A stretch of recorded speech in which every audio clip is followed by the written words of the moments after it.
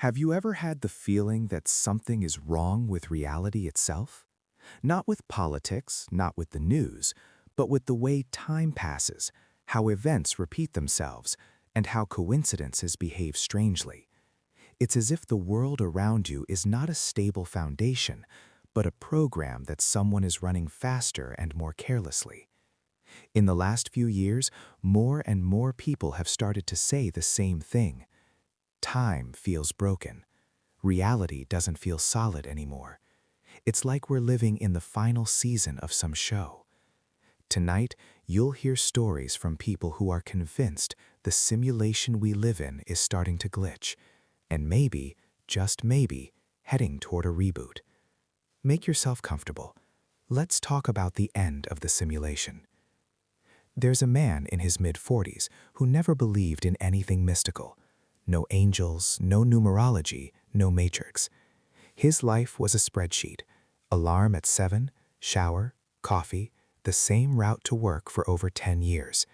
He could tell you the timing of his commute down to the minute, 23 minutes from his front door to the office parking lot.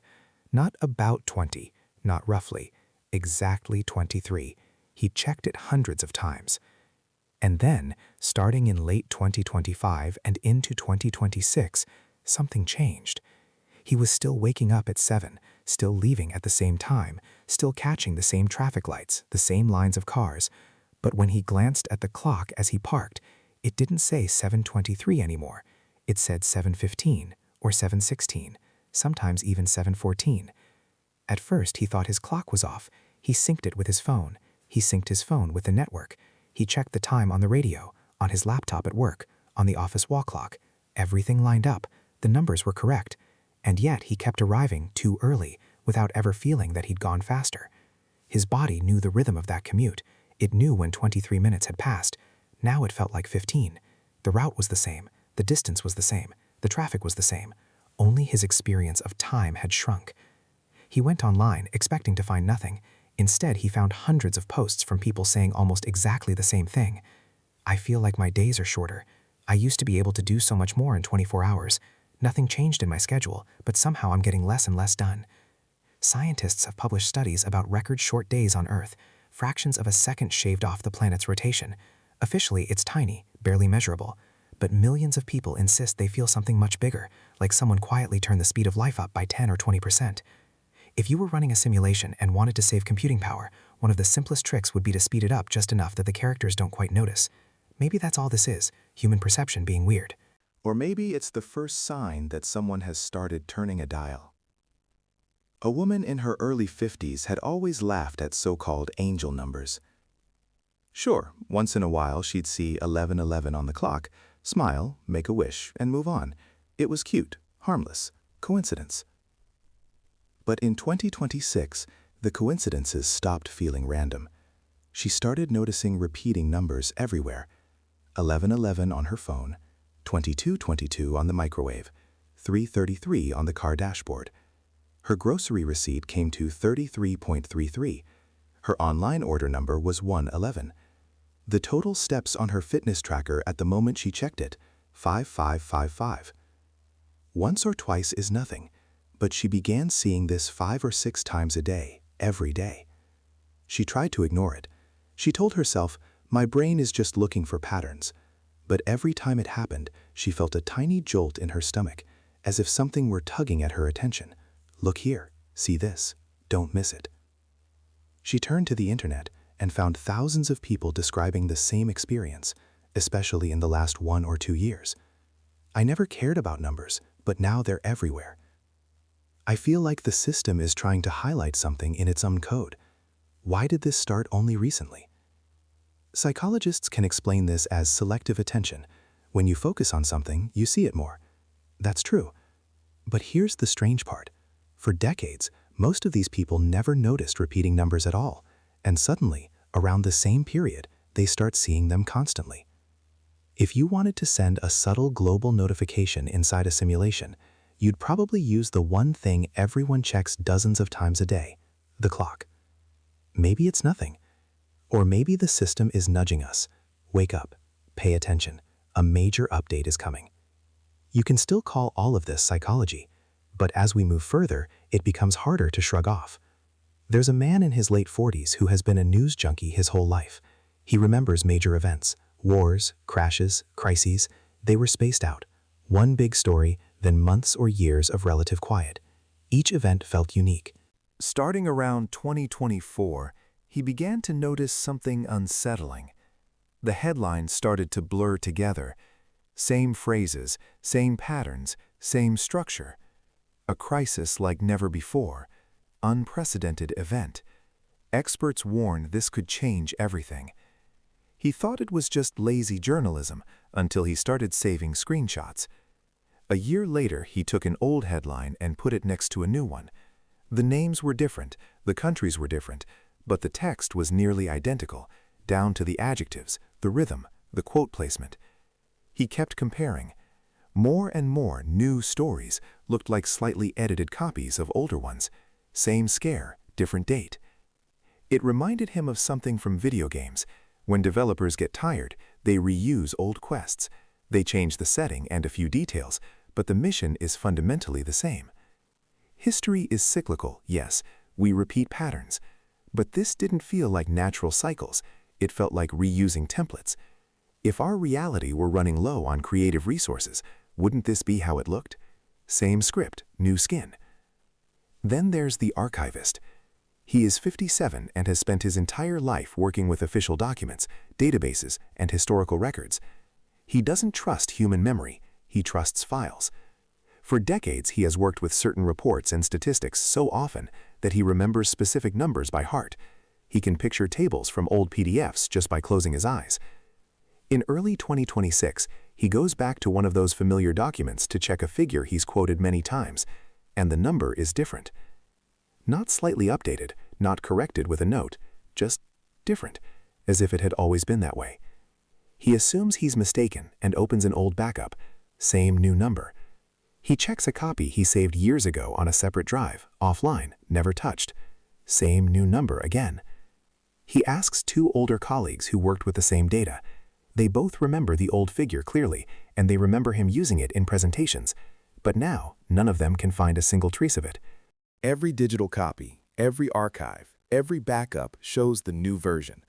Psychology has an answer ready. False memories, misremembering, the brain's tendency to rewrite the past. That's real. But imagine a world where the underlying data can be patched the way software is patched, where numbers, dates, and even official records can be updated seamlessly across all instances. If that were true, what would it feel like from the inside? Exactly like this, a quiet war between what you remember and what every external source tells you is true. Maybe this is just human memory failing, or maybe some parts of the simulation have already been overwritten and only our minds are still on the old version. So far, we've talked about information and perception. Let's move closer to the body. A 60-year-old man sits with his family, flipping through old photo albums. In his childhood pictures, people in their 60s looked old, not just older than him, old in an unmistakable way. Deep wrinkles, fragile posture, heavy clothes, gray hair that had given up. Now he looks at his friends, his peers, and even himself. They don't look like those people in the album. Many 60-year-olds today could easily pass for 40 from the 1980s. Their faces are smoother, their style is younger, their posture is better. But when he talks to them, a different picture appears. I'm exhausted. I feel older than I look. I don't remember being this tired in my 30s. My body feels like it's aged faster than my face. He goes online and finds countless people over 40 saying the same thing. We look younger than our parents did at our age, but we feel older inside. On the outside, I'm 50. Inside, I feel 70.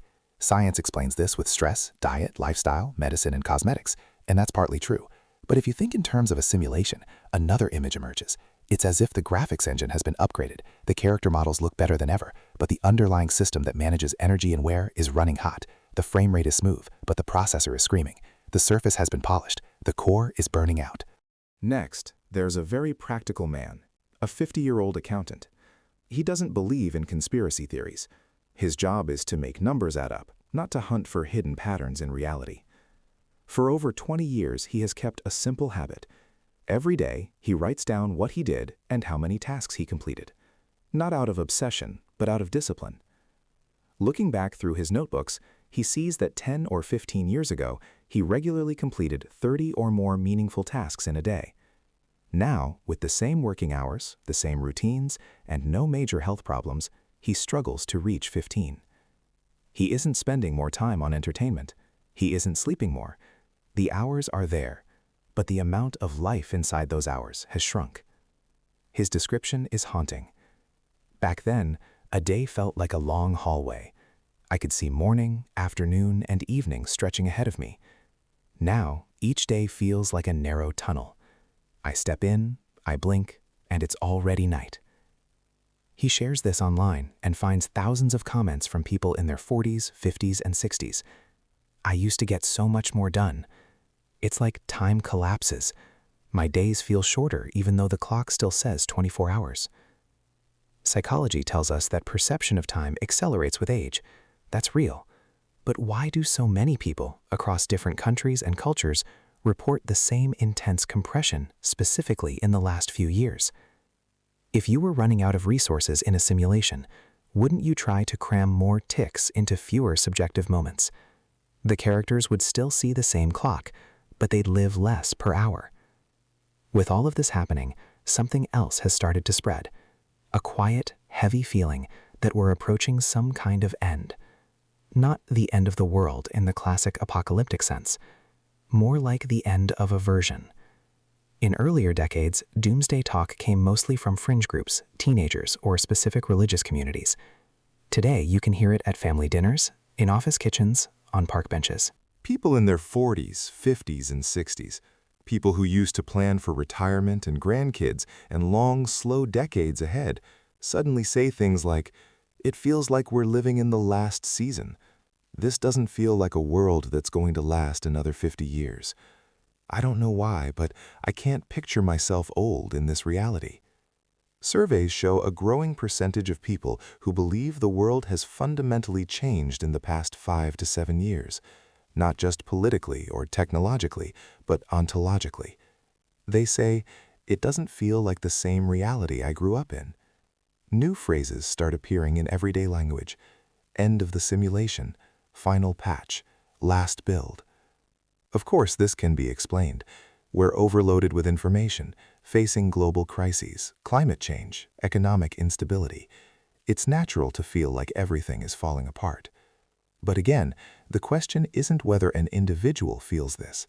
The question is why so many different people in different places are all independently choosing the same words. This doesn't feel like the same reality anymore. Finally, there is a man who has spent 30 years working with complex software systems. He's not spiritual. He doesn't read about the Mandela effect or glitches in the matrix. He reads error logs. He's watched countless programs misbehave when they're about to crash or restart. He says, "Right before a big restart, I see the same pattern over and over. First, memory leaks. The system starts forgetting things it should remember. Then, repeated errors. The same bugs appear in different places. You fix them in one spot, they pop up in another. Then, resource cuts. The system lowers visual quality, slows down background processes, does anything it can to keep running a bit longer with limited power. And finally, the pause. Everything freezes for a moment. Then, the restart. New version, same world, but with changes under the hood." When he looks at our reality through that lens, he doesn't like what he sees. Memory leaks, people around the world reporting false memories, changed facts, and the feeling that history has been quietly edited. Repeated errors, the same news stories, the same crises, the same narratives running on loop with slightly different names and dates. Resource cuts, a global sense of exhaustion, compressed time, doing less with the same 24 hours.